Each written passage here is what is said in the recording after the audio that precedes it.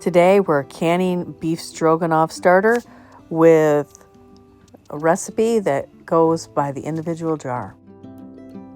Rebel canners teaching all kinds of food preservation, especially the old ways. We all can use a little bit more of the old ways these days. Sanitize your jars in advance. This recipe is for a single jar.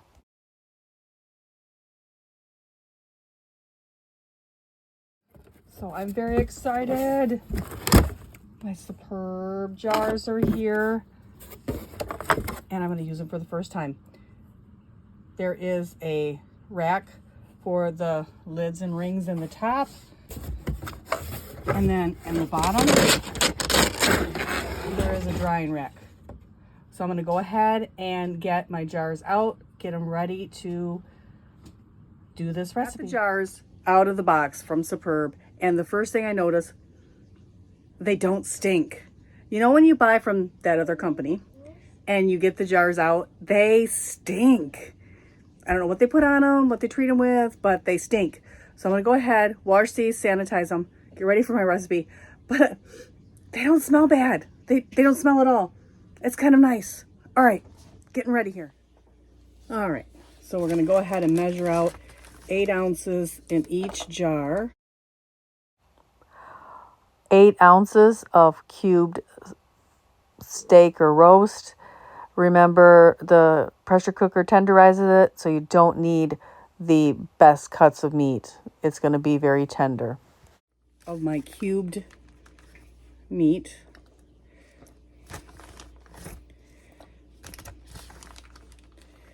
That might be a bit more though. All right.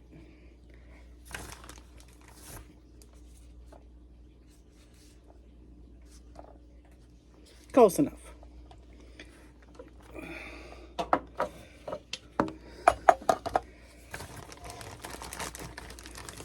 Again, this recipe is per jar, but I want to do this because I'm doing a whole roast here. So we'll get these measured out.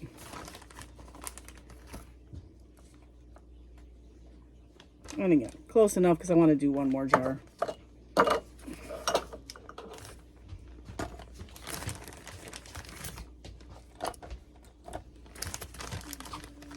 I chopped this up the other day. So there. That's close enough. All right. I'm using baby portobello mushrooms today, but you can use any kind you prefer.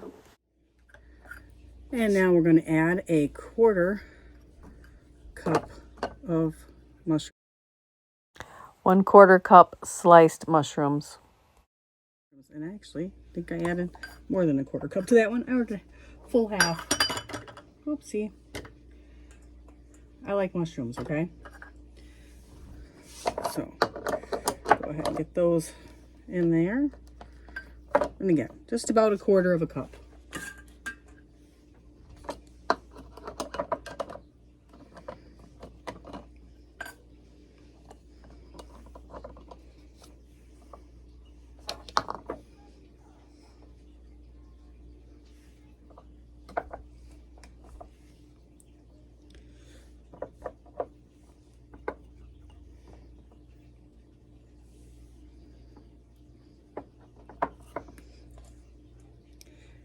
And I'm packing my meat down, as you can see.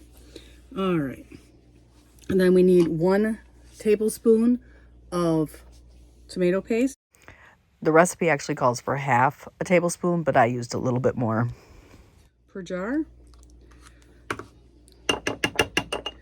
Oh, let me get that little...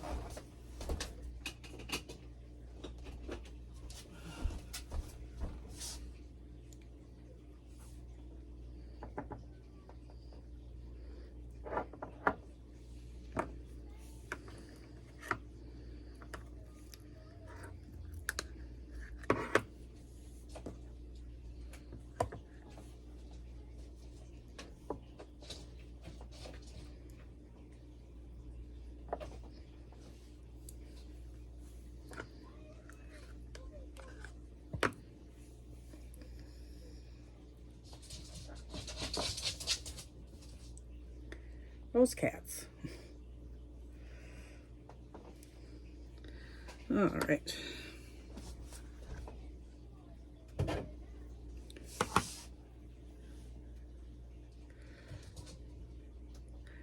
And I want some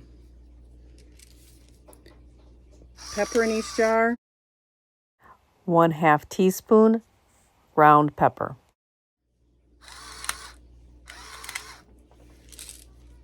This recipe really doesn't call for salt. But this is not in the recipe, but I'm adding it anyway. I'm adding 1/2 teaspoon of Kinder's French onion and sea salt. My son is not a fan of actual onion pieces, but he will eat the flavoring if it's in there and he doesn't know. And then it called for 1/4 teaspoon of thyme. 1/2 teaspoon dried thyme. In each one. So we're going to get that. Oh. And the whole recipe will be wrote out at the bottom of this post in the description. I'm not probably doing 1/8 because I'm not in the mood for thyme today. But not called for in this recipe was 1/2 teaspoon of parsley. I add it to everything. I am in the mood for parsley. And so I am putting a teaspoon of parsley in each one because I put parsley in everything. All right. So now, to make this recipe complete, 1 tablespoon Worcestershire sauce. Once you have everything else in the jar, go ahead and use your beef broth to fill to the 1-inch headspace. we just do the beef broth. I don't have any canned. I'm embarrassed to say we've used, well, not embarrassed that we used it all, but embarrassed to say that I'm out of it. I haven't got a beef in a long time and haven't had any bones. So again, just leaving that 1-inch headspace.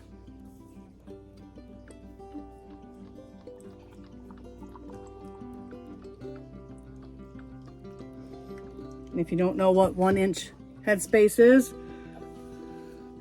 it's just below that, right there. All right, and then I just wipe the rims and go ahead and put them in the canner. But I kind of have a bonus recipe. So I took and cut the end and made steaks. So it doesn't look like it, but there's 2 steaks in each one for each of me and my son. And I'm gonna do the same thing I did to make the Salisbury steak almost. I'm gonna add about a teaspoon of this French onion because I'm gonna fry these and make gravy when it comes out. So I'm gonna add that. One of these is just for me because that's how I roll today. Let me grab a spoon here.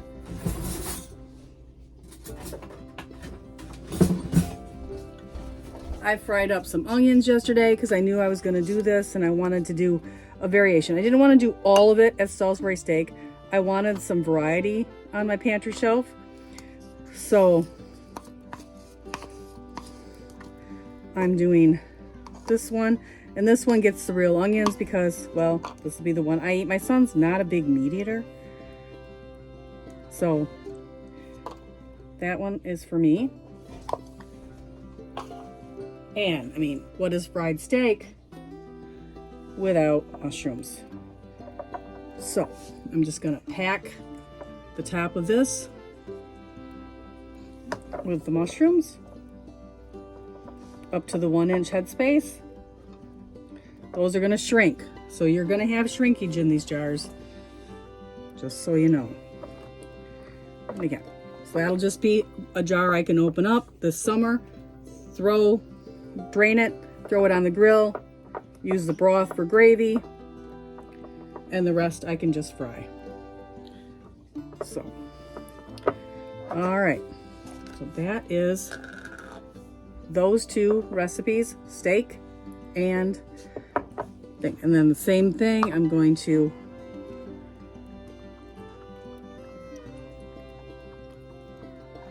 top this off with my beef broth.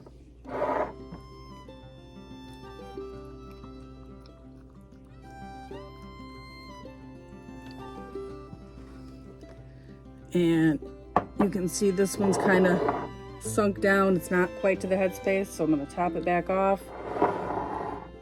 And give all of these a chance to kind of rest, get all down in the creases.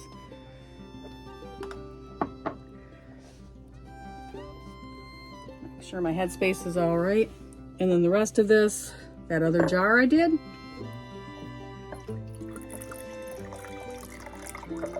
I'll have another jar of beef broth on my pantry shelf. And it doesn't matter if the broth goes for the full time. It's not really going to matter. All right. So, might actually have another one in there. So, there's my recipe. And I'm going to wipe the rims, get the lids on, debubble. I'll be back shortly. So I've got those all wiped off. I'm going to go ahead and get my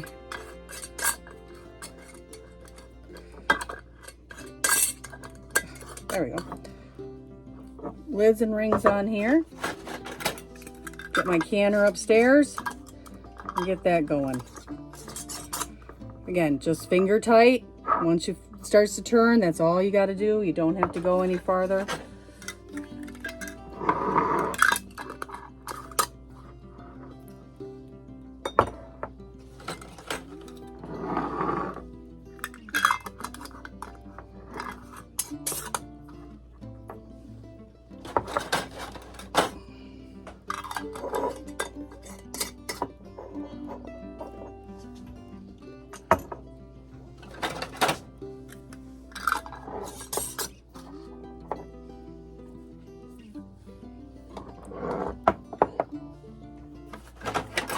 And this rack over here, I don't know if you see it, but it's so handy. You got it all ready to go. So when you sanitize them, you can set them on here to dry. And it's reusable. This is not disposable. So that is really nice. All right, I'll be back. You process pint for 75 minutes after venting, of course. And my altitude, I use 10 pounds of pressure. So here is the beef stroganoff, and I will probably add something to thicken it up a little bit when I open it, because it's very runny yet. It didn't thicken up real well in the thing, but when I heat it up, I'll put a little flour or cornstarch in the pan, thicken it up, serve it over mashed potatoes or noodles, and it is a perfect ready-to-eat meal. I don't know if you can see how red that is. That tomato paste really made it red in the jar. Ready-to-eat meal, ready to on your shelf, and quicker than I can run across town and pick up fast food, or 15 minutes into town and then across town. I have a meal ready for my family. Heat and serve within 15 minutes. I can't even, have one of those services come to my house that quick. So I love these ready-to-eat meals available on my pantry shelf. Have a great day, Rebel Canners. Thanks. This recipe and others can be found in the Rebel Canners recipe book, available on Amazon.